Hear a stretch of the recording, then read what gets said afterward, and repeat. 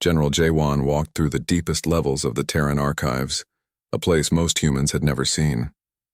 The walls were lined with sealed vaults containing information from humanity's past, information that had been locked away for 3 centuries, ever since humans first met other intelligent life in the galaxy. His security clearance allowed him access to files marked with names that would terrify any alien who understood their meaning. Project Extinction, Planetary Siege Protocols, and Species Elimination Guidelines. These were the military doctrines that humanity had developed during their early expansion into space. Before they decided to become peacekeepers, Jawan stopped at a vault marked Pre-Contact Military Technology. He placed his hand on the scanner and spoke his authorization code. The massive door opened with a soft hiss, revealing rows of data storage units that contained the blueprints for weapons the galaxy had never seen. "Computer, activate Genesis Forge Protocol," he said into the empty vault. "Warning," the computer replied. "Genesis Forge Protocol has been inactive for 312 years. Are you certain you wish to proceed?" "Yes, full activation. Begin production immediately." Far above, on the surface of Luna, massive structures that had been disguised as mining equipment for centuries began to move. These were the Genesis Forges, automated shipyards capable of building entire fleets without human oversight. They had been waiting patiently for over 300 years, ready to wake up and remember their true purpose. Admiral Boram stood in the command center on Luna Base, watching the forges come to life. Around her, dozens of officers worked at control stations, most of them seeing these systems for the first time in their lives. "Admiral," called out Commander Yujin from her station, "the forges are requesting design specifications. What class of ship should we build first?" Boram looked at the list of available designs. Names that had been classified for centuries: Devastator-class dreadnoughts, Reaper-class destroyers, Ghost-class stealth ships. These weren't exploration vessels or diplomatic transports. These were weapons of war built by a species that had learned to fight before they learned to talk to aliens. "Begin with the Devastator class," she ordered. "I want a full battle fleet ready within the week." "Yes, Admiral." The forges estimate completion in 4 days. 4 days to build ships that would take any other species years to construct. This was why humans had been so successful in space before they met other life. They didn't just build things fast. They built them to last and built them to win. Across the galaxy, every human diplomat, doctor, engineer, and teacher received the same message. Operation Recall. Return to Earth immediately. Bring all data collected during your service. Commander So Young read the message as she sat in her quarters aboard the space station orbiting the Zathari homeworld. For the past 5 years, she had been running humanitarian missions, bringing medical supplies to planets affected by war and disease. The aliens thought she was just another kind human helping them out of the goodness of her heart. They didn't know that So Young was actually a military intelligence officer. Her real job was to study alien military capabilities, map their defense networks, and identify their weaknesses. Every act of kindness had been genuine, but it had also been a chance to learn everything she could about the species she was helping. She looked at her computer screen, which contained detailed information about 17 different alien species. Their military strength, their technology levels, their political structures, their biology, and most importantly, their weaknesses, information that had been gathered over decades of humanitarian missions. "Computer, transmit all collected intelligence to Terran Command," she ordered. "Transmission complete. Data received and confirmed by Luna Base." So Young stood up and began packing her things. As she did, she activated a small device that had been hidden in her quarters for years. Throughout the station, tiny robots that had been disguised as cleaning equipment began planting tracking devices and data collection systems. When the war began, humans would know everything happening on this station. The Zathari would never know what hit them. On Earth, President Hyun-woo stood before the Global Assembly. The room was filled with world leaders, military officers, and scientists. Many of them were learning about humanity's true capabilities for the first time. "For 3 centuries, we have been the galaxy's protectors," he began. "We stopped wars, healed the sick, and built bridges between species that would otherwise destroy each other. We did this because we believed it was the right thing to do." He activated a holographic display showing human colonies across the galaxy, peaceful settlements, research stations, medical facilities, and diplomatic outposts. Then the display changed, showing the same locations with their hidden military capabilities revealed. What the galaxy doesn't know is that every human settlement, every research station, every hospital we built was also a military outpost. Every doctor we sent was also a spy. Every engineer we provided was also a saboteur. Every diplomat we trained was also a warrior. The room was silent as people realized the scope of what they were seeing. Humanity hadn't just been helping other species. They had been preparing for war while hoping they would never need to fight. The aliens think our kindness makes us weak, Hyun-woo continued. They think our desire for peace means we can't fight. They're about to learn that the most dangerous enemy is the one who chooses not to kill you, not the one who can't. Dr. Minho, head of Terran military research, stood up from his seat. Mr. President, the Genesis forges are online and production has begun. We'll have a full war fleet ready within a week. Should I also activate the other projects? What other projects? Asked General Park, who had spent his career in the public military and didn't know about the classified weapons programs. Minho looked at the president, who nodded. Project Lazarus, which can bring our ships back from the dead. Project Medusa, which can turn enemy weapons against their own forces. Project Pandora, which can make enemy planets uninhabitable. And Project Thanatos, which can eliminate entire species if necessary. The room erupted in shocked whispers. General Park stared at Minho in disbelief. We have weapons that can eliminate entire species. We've had them for over 400 years. Minho replied calmly. We just chose not to use them. But that choice was always ours to make. President Hyun-woo raised his hand for silence. The galaxy wanted to see what humans are really like. They wanted to know what we would do if we stopped being kind and started being ourselves. They're about to find out. He looked around the room at the faces of people who were understanding their species' true nature for the first time. Send the message to every human in the galaxy. Tell them it's time to come home. Tell them it's time to stop pretending to be weak. Tell them it's time to show the galaxy what we chose not to be for the past 300 years. And if they resist our recall order? Asked Admiral Chang. President Hyun-woo's expression didn't change. Then they become acceptable losses. The age of human kindness is over. The age of human dominance begins now. Captain Taeho walked through the empty halls of his ship. The peace talks had ended 3 hours ago and he was tired. Very tired. For the past 6 months he had been flying between the Velkari Empire and the Nithan Collective, trying to stop them from killing each other. Again. This was the 14th time this decade that humans had to step in and fix their mess. The Velkari wanted more mining rights on the outer planets. The Nithan wanted to keep their trade routes safe. Both sides had ships full of weapons pointed at each other, ready to start a war that would kill millions. So Earth sent Taeho and his diplomatic team to sort it out. Like always, the solution was simple. The Velkari could have their mining rights, but they had to pay the Nithan a fair price for safe passage. The Nithan would get their money and keep their trade routes. Everyone wins. Both sides agreed, shook hands, and promised to behave. Taeho knew they would be fighting again within a year. They always did. His communication officer, Lieutenant So-min, approached him with a worried look. Captain, we're getting an emergency signal from Earth. Admiral Boram wants to speak with you right away. Taeho nodded and walked to his quarters. He activated the secure communication link and saw the Admiral's face appear on his screen. Boram looked older than usual, and there was something in her eyes that made him nervous. Admiral, what's wrong? He asked.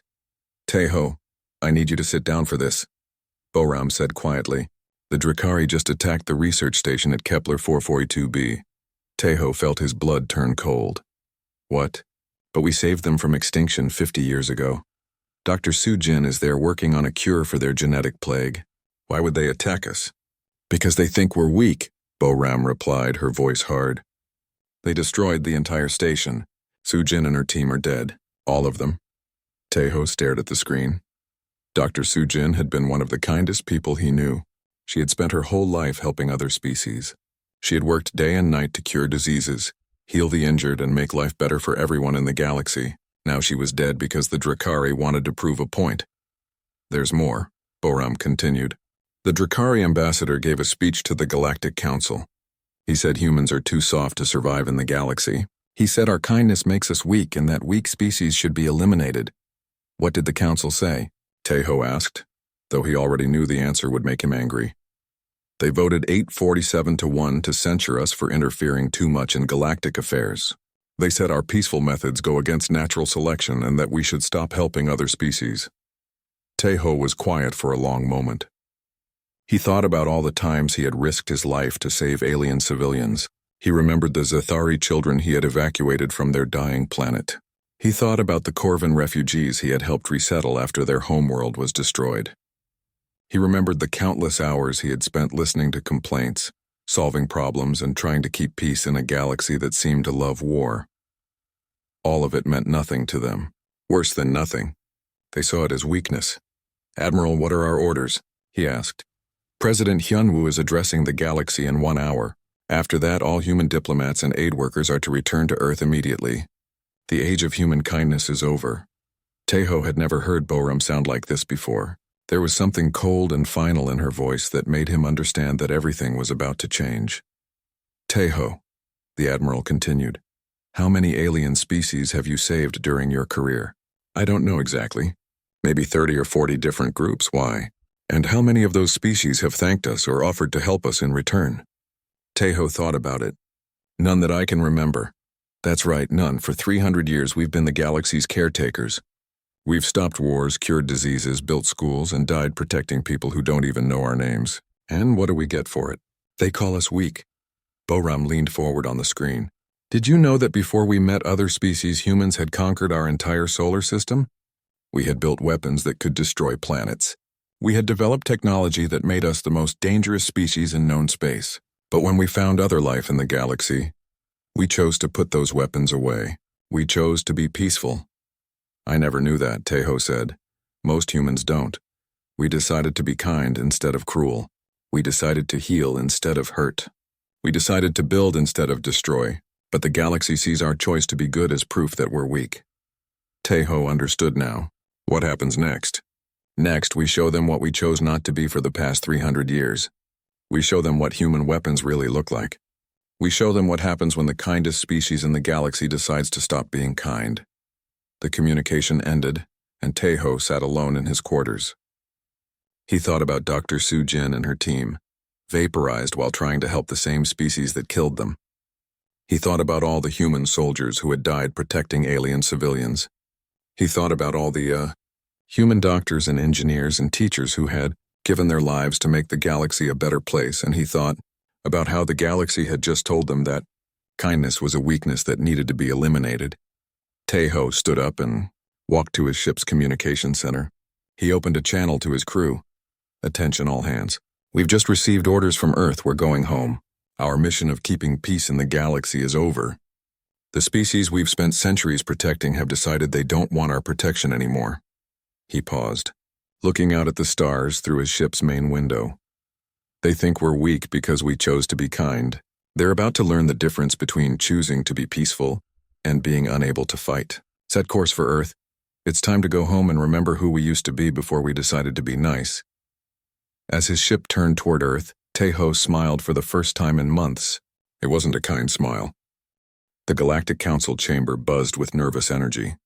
Representatives from over 800 species filled the massive hall, all talking about the same thing. Humans had disappeared. Every human diplomat, doctor, engineer, and teacher had vanished from their posts overnight. Trade routes that humans had maintained for decades were failing. Medical stations run by humans had gone dark. Peace negotiations that humans had been mediating had collapsed into warfare. Council Speaker Morcath, a tall creature with purple skin and 4 arms, called the emergency session to order. "We are here to address the human withdrawal from galactic affairs. This sudden departure threatens the stability of..." The main doors to the chamber exploded inward with a thunderous crash. Through the smoke and debris walked Admiral Boram, but she looked nothing like the diplomatic humans the Council was used to seeing. She wore a black military uniform with silver stripes, and her eyes held a coldness that made several alien representatives step backward. Behind her marched Captain Tejo and 12 other humans, all wearing the same black uniforms. But these weren't the patient, smiling diplomats the galaxy knew. These humans moved like predators, their eyes scanning the room as if they were counting targets. "Honorable Council members," Boram said, her voice carrying easily through the chamber without any amplification. I am Admiral Boram of the Terran Warfleet. I'm here to resign humanity's position as your protectors. Drakari Ambassador Vex Thul stood up from his seat, his reptilian features twisted in amusement. Warfleet? Your species doesn't have a warfleet. You have exploration ships and medical vessels. Toys, not weapons. Captain Tejo smiled, and several aliens in the front row instinctively moved away from him. There was something very wrong with that smile. Would you like to see our real ships, Ambassador? Without waiting for an answer, Tejo activated a holographic projector. The chamber filled with images of massive warships orbiting just outside the system, ships that dwarfed anything the galaxy had ever seen, ships that bristled with weapon systems that made the Council's most advanced defense fleet look like children's toys. The chamber fell silent. These weren't exploration vessels or diplomatic transports. These were machines built for one purpose: to destroy enemies with overwhelming force. Those ships don't exist, stammered Chancellor Krelock of the Centauri Republic. We've monitored human space technology for centuries. You don't have the capability to build ships like that. Commander So-Young materialized directly behind the Chancellor's chair. She had been standing there the entire time, invisible to every sensor and security system in the chamber. You've been monitoring the technology we allowed you to see, she said quietly, not the technology we actually have. Panic spread through the chamber as representatives realized that a human had been standing among them undetected. If she could do that, what else could humans do that they didn't know about? Admiral Boram continued as if nothing had happened. For 300 years, humanity chose to be your gardeners. We tended your conflicts, healed your wounds, and cleaned up your messes.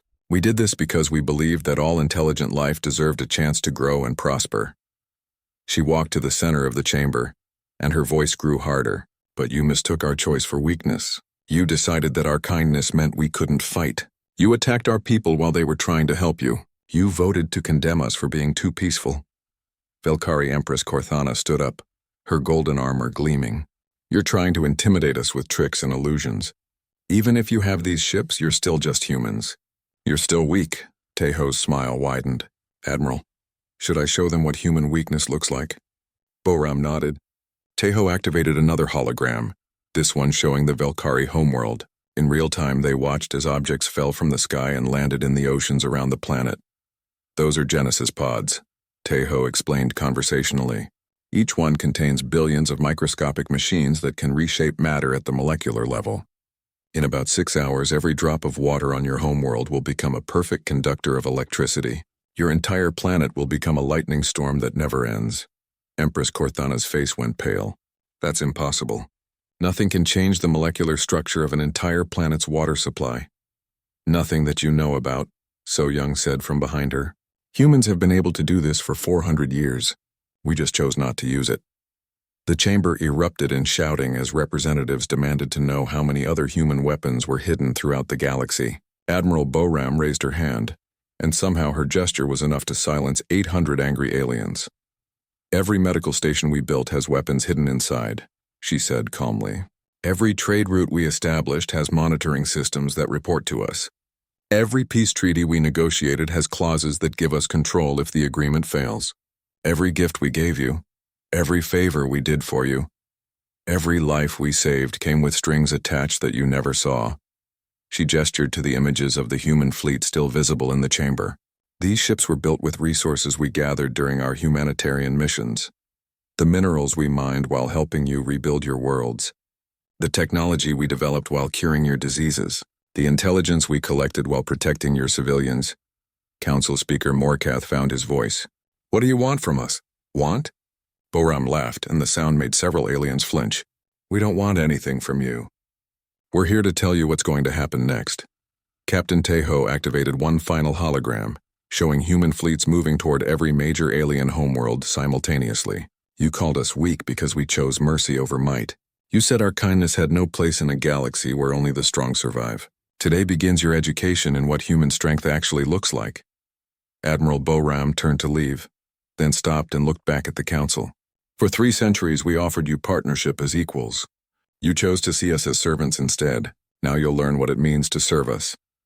As the humans walked toward the broken doors, So-Young's voice echoed through the chamber one last time. By the way, We've been recording everything that happens in this chamber for the past 50 years. Every secret deal, every hidden alliance, every private conversation. We know all your secrets and we know exactly how to use them against you. The doors sealed behind the departing humans, leaving 800 alien representatives alone with the terrifying realization that they had been playing a game where they didn't even know the rules, and they had just lost. Outside the chamber, Admiral Boram opened a communication channel to the human fleet. All ships begin Phase 1 operations. Show them what happens when humans stop being kind. The war had begun, and the galaxy was about to learn that humanity's greatest weapon had never been their technology or their tactics. It had been their choice to be merciful, a choice they had just decided to stop making. The war began not with massive space battles or dramatic declarations, but with silence. Across the galaxy, alien species suddenly found themselves alone for the first time in centuries.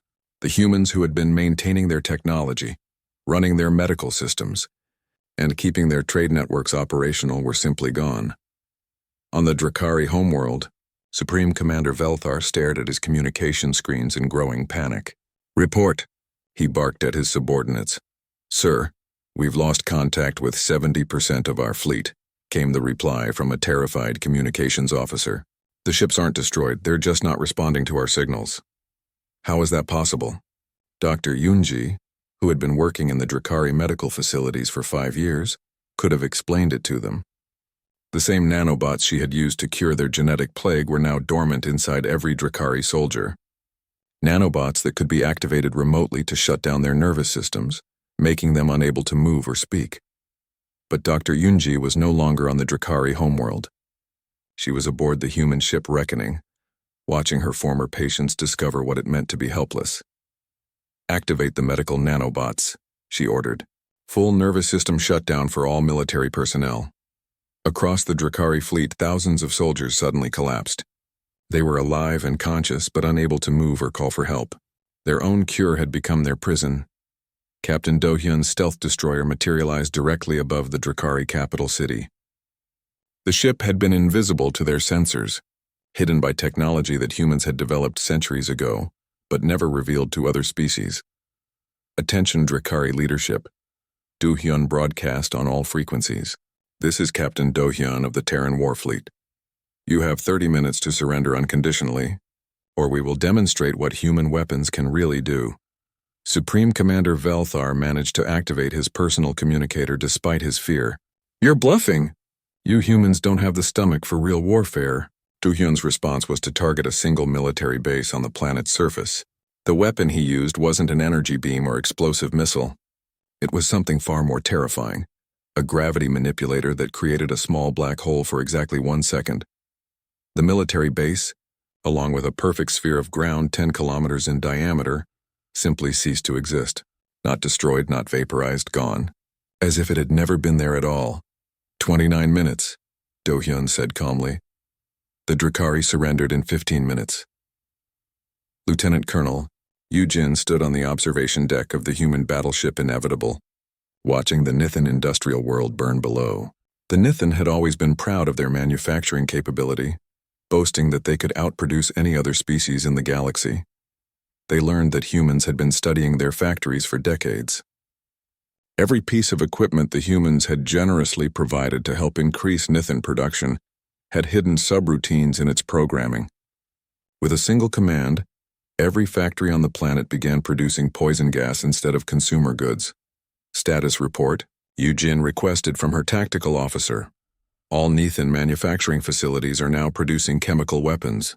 Atmospheric toxicity will reach lethal levels in 6 hours. The civilian population is evacuating to underground shelters. And their military response? Non-existent. Their fleet relies on automated systems that we installed during our humanitarian technology sharing program. We shut down their ships before they could launch. Yu-jin nodded. The Nithan had made the same mistake as every other species.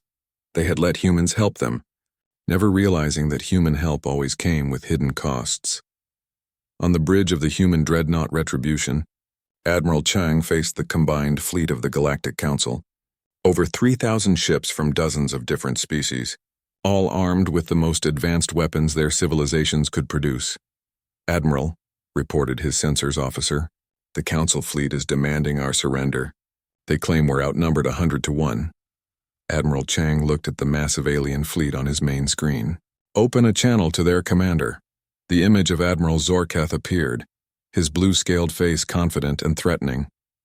Human vessel, you are vastly outnumbered. Surrender now and we may show mercy. Admiral Zorketh, Chang replied politely. Thank you for gathering your entire fleet in one location. It makes our job much easier. What are you talking about? You have one ship against our 3,000. Chang smiled. Computer, reveal our actual fleet strength. The space around the Retribution shimmered, and suddenly the single human ship became 50. Then 100. Then 500. Ship after ship materialized out of stealth, surrounding the alien fleet completely. But that wasn't the worst part. The worst part was when Admiral Chang's tactical officer made an announcement that turned the aliens' confidence into terror. Sir, all enemy vessels are showing critical system failures. Their engines are offline, weapons are non-functional, and life support is operating at minimum levels. Zorketh's face went pale. How? Our ships were inspected and certified just yesterday. By human technicians, Chang reminded him. The same humans who have been maintaining your fleet for the past 20 years. The same humans who installed backup systems, updated your software, and improved your efficiency. Did you really think we would do all that work without leaving ourselves a way to shut you down if necessary? The battle lasted 14 minutes. Not because the humans needed that long to win, but because they wanted to test their new weapon systems. When it was over, the entire Council fleet was either destroyed or captured, and Admiral Zorketh was a prisoner aboard the Retribution. How? He asked Admiral Chang during his interrogation. How did you do this to us? Chang looked at him with something that might have been pity. For 300 years you led us into your homes, your governments, your militaries, and your most sensitive facilities. You did this because you thought we were harmless. You thought our kindness made us safe to trust. He leaned forward in his chair. Every human doctor who treated your people learned how to kill them. Every human engineer who improved your technology planted ways to sabotage it. Every human diplomat who negotiated your treaties wrote clauses that gave us control. Every human teacher who educated your children taught them to trust us. Zorketh stared at him in horror. You've been planning this for centuries? No, Chang replied. We've been preparing for it. There's a difference. We hoped we would never need to use any of this. We hoped that eventually other species would learn to treat us as equals instead of servants. But you didn't learn. You got worse. Chang stood up and walked to the viewport, looking out at the debris of the Council fleet. Did you know that humans could have conquered the entire galaxy 400 years ago? We had the technology and the military strength to defeat any opposition, but we chose not to. We chose to be explorers instead of conquerors. We chose to be healers instead of killers. We chose to be friends instead of masters. He turned back to Zorketh. That was our choice to make. And now we're making a different choice. The alien admiral slumped in his chair. What happens now? Now? Now you get to experience what it's like to be protected by someone stronger than you. Whether you want that protection or not. Now you get to learn what it means to be grateful for mercy, because you won't be getting any more chances to take it for granted. Chang walked toward the door, then stopped. Oh, and Admiral?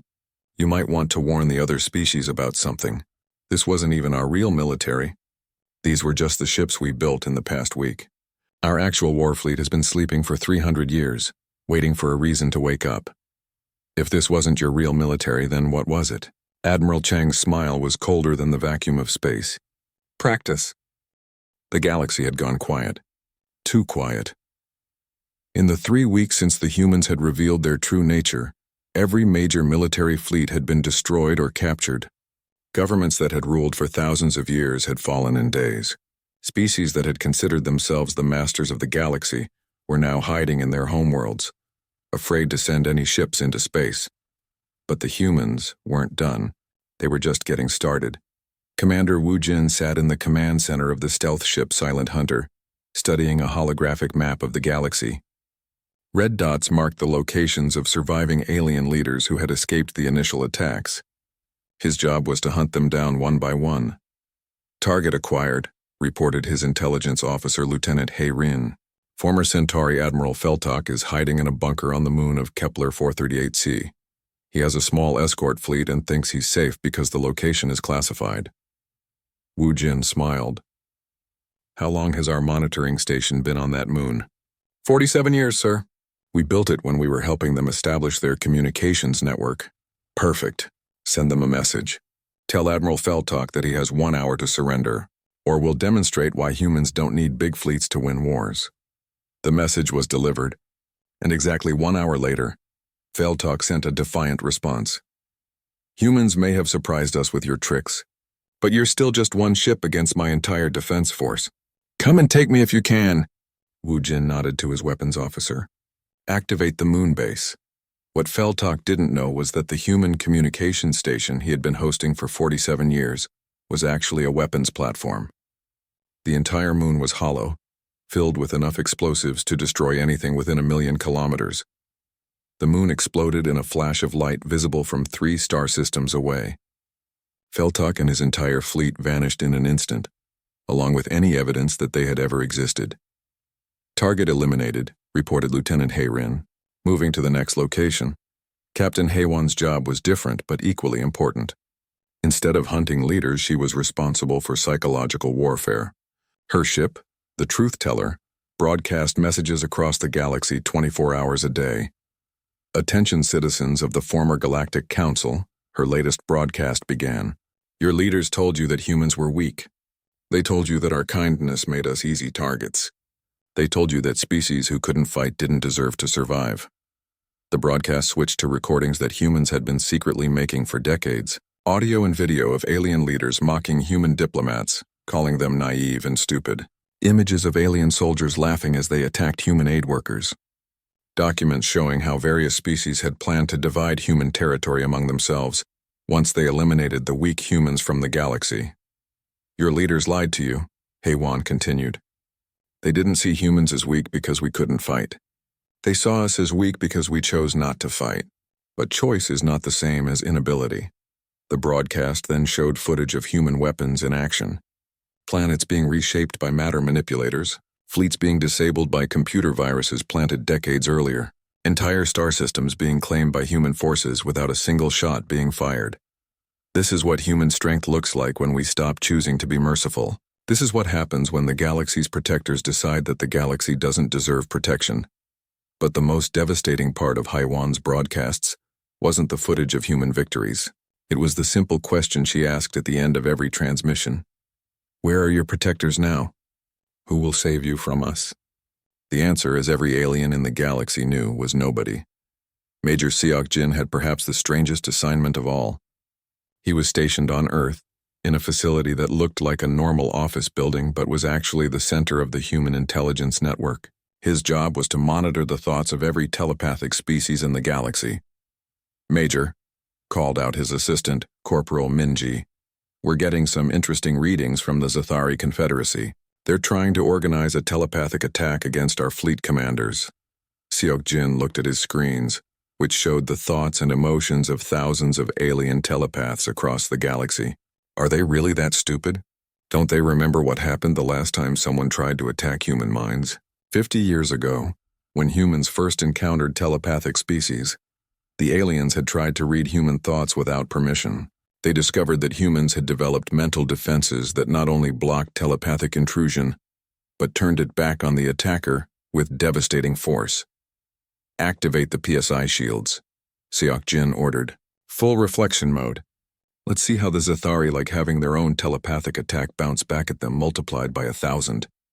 Across the galaxy, every Zathari telepath who tried to attack human minds suddenly found themselves experiencing the combined mental anguish of every human who had ever been killed while trying to help other species. The psychic feedback was so intense that most of them fell into comas within minutes. The Zathari Confederacy surrendered 6 hours later. Back on Luna Base, Admiral Boram received reports from all of her commanders. The hunt was going perfectly. Every alien leader who had participated in the vote against humanity was being systematically captured or eliminated. Every species that had mocked human kindness was learning what human cruelty looked like. Admiral, reported General Jaewon, we've located the last holdout. The Corvani Empire has sealed themselves inside their homeworld's defense grid. They're claiming sanctuary under the old galactic laws. Boram looked at the tactical display showing the Corvani homeworld. It was surrounded by energy shields that had been considered impenetrable for thousands of years. The Corvani were the oldest and most arrogant species in the galaxy, and they truly believed that their ancient defenses could protect them from human retaliation. What they don't realize, Boram said to her staff, is that humans built those defenses. The room fell silent. Even her own officers hadn't known that piece of information. 200 years ago, the Corvani hired human engineers to upgrade their planetary defense system. They wanted the best protection money could buy, and humans were known for their excellent engineering work. What they didn't know was that we built a backdoor into every system we created. She activated a communication channel that reached directly through the Corvani shields. This is Admiral Boram of the Terran Warfleet, calling Emperor Kovthul of the Corvani Empire. A proud ancient voice responded, "Human, your weapons cannot penetrate our defenses. We are protected by technology that predates your species' first spaceflight." "Your Majesty," Boram replied politely, "you're protected by technology that humans designed and built. Technology that we can turn off whenever we choose." "Impossible. Our defenses are powered by our own generators, controlled by our own computers." Boram nodded to her technical officer, who pressed a single button. Light years away, the Corvani planetary defense grid simply shut down. Shields that had protected the planet for centuries went dark. Weapons that had never failed suddenly stopped working. "As I was saying," Boram continued, "we can turn it off whenever we choose. You have 10 minutes to surrender unconditionally." Emperor Kovthul's voice had lost all of its arrogance. "How long have you been able to do this?" "Since the day we installed your defenses. Did you really think we would build weapons for other species without making sure we could defeat them if necessary?" The Corvani Empire surrendered in 7 minutes. As reports of the final surrender reached Earth, President Hyunwoo addressed the human population. "Citizens of Earth and her colonies, the hunt is complete. Every species that voted to condemn us has been defeated. Every leader who called us weak has been captured or eliminated. Every government that took our kindness for granted has fallen." He paused, looking directly into the camera. The galaxy wanted to know what humans would do if we stopped being kind. Now they know. The question is, what do we do next?